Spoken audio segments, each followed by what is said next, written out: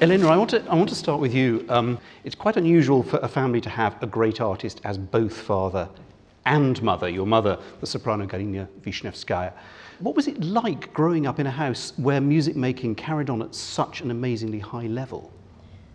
Well, since it's the only family I had, I don't know how the other people live, So my mother was like that, my father was like this. I was very proud that I was admiring my parents, actually. I loved them very much, and our family there was a lot of love in the family, and my parents were very, very close to each other.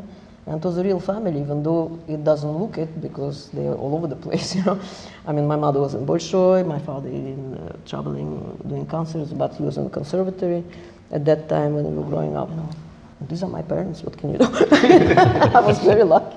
And Stephen, I mean, when you sort of started playing the cello, this would have been what, sort of late 60s, sort of that sort of period. I mean, who were the kind of cellist? Very late 60s. Very late, early 70s. I mean, who were the sort of cellists in the sort of firmament that you would have, kind of looked up to? Well, it was basically, I suppose, mostly Dupré, Tortelier, who was very famous over here, not everywhere, but here.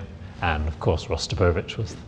I remember going, I suppose I must have been about 11 years old or something, going here and played the Prokofiev Symphony Concerto at the Festival Hall. And just looking at my father at one point. What? How do you do that? How can you do that? And can one talk about a sort of Russian cello school, or did Rostropovich sort of reinvent it? No, I think there was a very strong Russian cello school. I mean, you have Davidov and never know quite how to say his name, Vyshibelovich. Yeah, Vyshibelovich. Yeah, not bad. And then, and then Piatigorsky, although he left, he was brought up in Russia. So there's a very strong cello school. What sort of characterizes it? Well, I suppose warmth of sound is very much part of it. I mean, if one wants to talk in cliches, which, we think the French school was very much elegance, and Russian was the Russian bare soul, and you can tell from the music. Saint-Saëns as opposed to Tchaikovsky. Yet they also have a lot in common, those two and the Russian and French schools. It wasn't really, I don't think, an English school as such, at least not to the same extent. But yes, I mean, Brandukov, of course, was the dedicatee of the Rachmaninoff sonata and my grandfather's boss. He flirted with my grandmother, which annoyed my grandfather hugely. Anyway, all these old cellists, they led to Rostropovich. And he studied, of course, at the conservatory. I don't know, I guess he studied with his father in Baku. Yeah, exactly. Right, yeah. His father was very, very good. But his first instrument was the piano, rather. Yeah, he started with the piano, and when he was 10, he changed to cello, and he wanted to study with his father, and so he did. And at 13, he played the first concert already with orchestra. At 14, his father unfortunately passed away. It was a huge shock for my father. And he started teaching the students because they had no money. Yeah. He was teaching the students of his father, which were much older.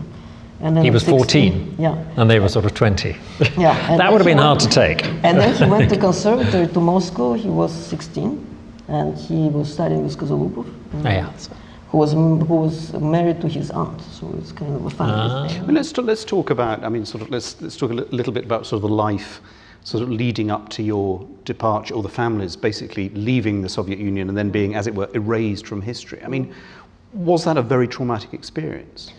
Well, of course, especially for my parents, it was a terrible experience because they spent 48 years in the country. So 48 years is a certain age. You're already at the top of your career, especially for my mother, who is a singer. My father could play forever, but singer, they have limits, And suddenly they're literally almost thrown out of the country, So basically, and then at the end, it came to the point that my father was conducting the only thing that he could do besides going into kolkhoz, and playing for people there, which he loved to do, by the way. So, and in the beginning, the director was saying, fantastic, genius, great, but then the director got a phone call, saying, this is the end, there is absolutely no Rostropovich in there, And so next time my father comes, he says to him, Slava, we cannot do this anymore because you're not a good musician, and we just cannot do this kind of thing in our theater. And my father was out. And shortly after your father left and settled in the West, I mean, the Washington Orchestra then engaged him, and it was a very, very long... 17 years. 17 years. Yeah. Did he know he was going to go back somehow? No, because He really didn't believe it. let's not forget that in 1978 they took away his citizenship, stripped of citizenship. My mother and my father, but not my sister and me. We could go back, you know. Which I went back in 88, just for 3 days, you know. I was the first one to go. Why? Because I was the vice president of the piano competition in Paris. I see. I went there. Wow, and you felt safe? Yeah, and I had my lawyer from America just in case, Yeah. you know, because I had 2 children already. Gosh. And I was afraid that they will keep me there, and what do I do? And my parents were there all worried, you know, because when I came out, the people with guns, you know, the soldiers, my God, this was like... I mean, let's talk a little bit about the Bach cello suites, because, I mean, the set he recorded, it's a sort of legendary set, a kind of classic, you know, everything about it was kind of larger than life. You know, he set up in this hotel in France and stayed there for weeks on end recording it. Vézelay, sorry, yeah. And, I mean, you've done them and they sound nothing like Rostropovich's. I mean, what's your sort of response to that? Is it just, this is Rostropovich's Bach? And I haven't heard them. You haven't heard them? I have to well, say. you'll hear a bit in a moment, because Okay. we've got a bit to end I've with, heard but- tiny bits. I mean, again, it's just a different culture. I mean, he was Rostropovich. You know, it's a legend. I mean, I think his attitude, the difference is, I remember reading some interview where he said he had a picture of Bach up on his wall in his study, and he didn't look like a man who would like double dots. So he didn't do them. You know, it's a different culture, but it's Rostropovich. Yeah. And he took his time, you know. I mean, he didn't want to record it. You know, there was some pirate recordings, but he didn't want to record it until he was ready. You know, so that took him, you know, until he was 70 or something. 70. Well, I was 50, and the only reason I did it was my father was 90, and he said, "I want you to record the Bach suites before I die." So. I mean, are they That persuaded me. for a cellist? I mean, are they the sort of, you know, the kind of pinnacle?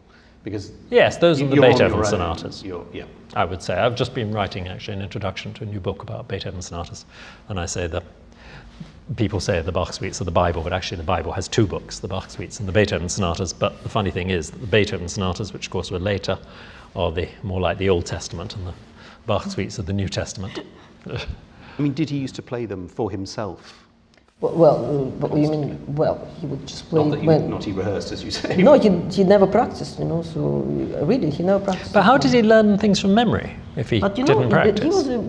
this was very interesting, because he would do it not like, he would do it when he knows that he has to learn a piece. Then he goes to his room and then he starts learning, as I told you. Yeah.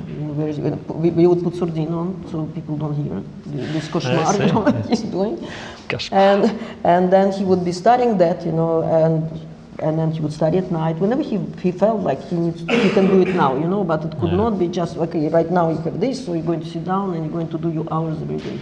He didn't do it, he didn't need it. And for me, it was like, I'm really honest, if he doesn't practice, that means we don't need to practice either, you know. It seems like the right thing to do, you know, which is not exactly a good example for us, the normal people, you know. And did he ever sleep? He slept about 3 hours at night. 3 hours? Yeah, unbelievable. I don't know, this energy, I'm telling you, when I was traveling with him, doing the tours, or even traveling with him just because I was working with him in different ways. I was doing a Diane festival with him, etc. So I would be exhausted, and I was much younger than him. I mean, listen, you spend this energy of his, you know, and I have energy myself, but I mean, his is just, I mean, explosion, you know, 24 hours. And he never sleeps, you know, and he's constantly busy with something. And he's just, you know, he exhausted me. I was like, I need a vacation, you know, because we're always very busy with doing things together. And he we never had a vacation together, actually.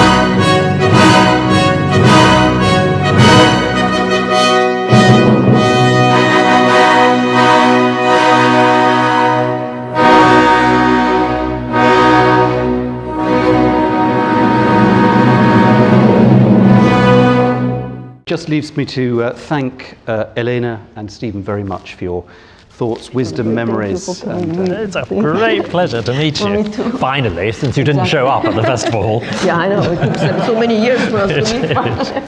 And thank you for coming. Thank you. Thank you very much.